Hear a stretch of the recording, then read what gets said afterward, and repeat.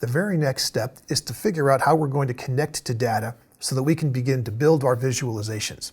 And so now that we know who some of our stakeholders are and who's going to be doing some of this work, and we have a basic level of help of how we're going to need to get IT involved, perhaps, we're ready to start talking about connecting to this data.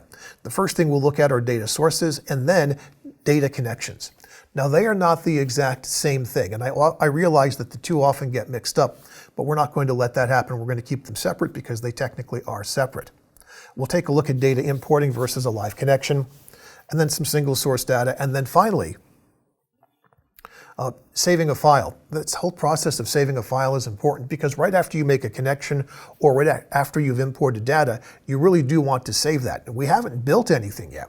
There are no visualizations, but we got all of that data imported and we want to make sure that all that connection information gets saved right away. What seems like a rather strange last topic, but it's a very important one.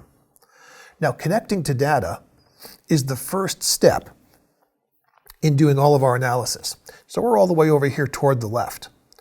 What we're doing is we're looking at data sources. So I want everyone to see what those look like first.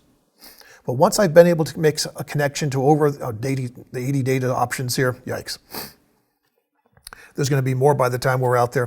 We'll see what this looks like. Then I can begin, if I want, to transform the data. What does that mean? Well, transforming data is sometimes necessary and sometimes not. We're going to actually do that together. We're going to import some Excel data and then we're going to transform it. What does that mean? It means taking one column and splitting it into multiple columns. Maybe what I need to do is add some calculated columns because the numbers I want aren't in the data source and so forth. If necessary, modeling the data, that means taking two or more tables, sometimes from different sources, and relating them to each other so I can report against all the data in multiple tables. Those first three boxes can be quite a lot of work, and to be very honest, when I'm working with our customers, it oftentimes takes me more time to get all the way to that point than it does that one at the very end, which says explore and analyze, reports and dashboards, answer questions, and share with your peers. By the time we're out there, we're on to the fun stuff. But there's some considerable effort that goes into getting things that far, and that's what we're going to be examining. So let's go back to this concept of a data source. What do I mean by a data source? And we'll start there. First, we're going to look and just see what a data source is. Just where are they? What do they look like? Do I need credentials? Do I not? Typically, when connecting to a server, you will.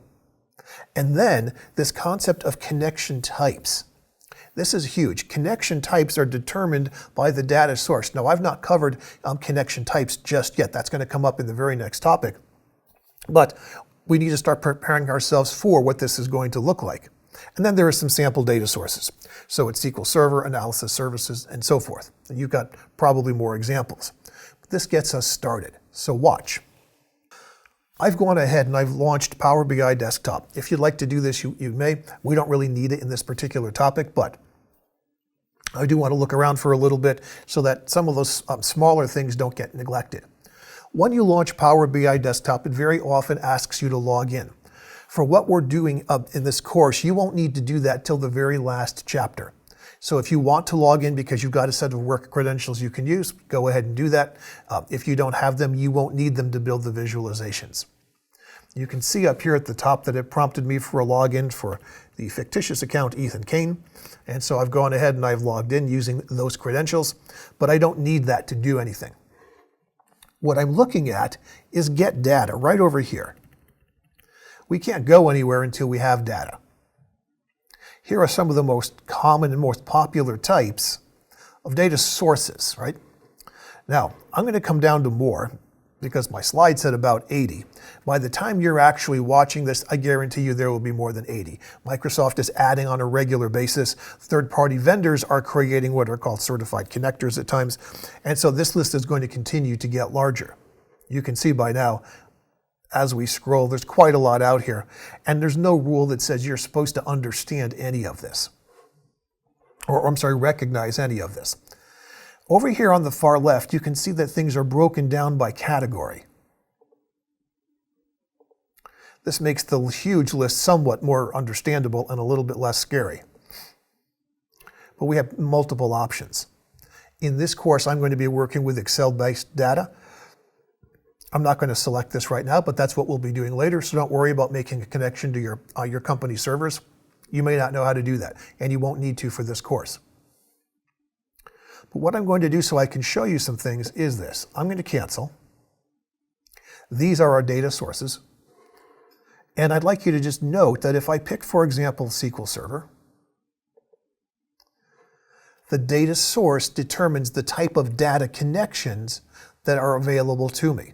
So my source is SQL Server, and notice that down here, data connectivity mode, this says import and DirectQuery.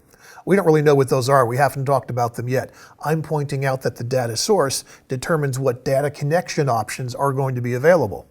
So if I cancel this, I'll go back up and I will pick Analysis Services. So Analysis Services is my data source, and it says you can do an import or connect live. It gives me, we saw import before, but the second option is a new one. That's different, and for those of you who know about MDX and DAX, you can put in some optional query code in here and so forth. If you don't know what it is, don't worry about it. All I care about right now is that the data source determines what type of connections we can make to it. And if we're going to be working with Excel workbooks, that certainly simplifies things, and that's what we're going to be doing in a beginner course. So I'm going to cancel here. We need to talk about connections next, and I'll see you in the next video.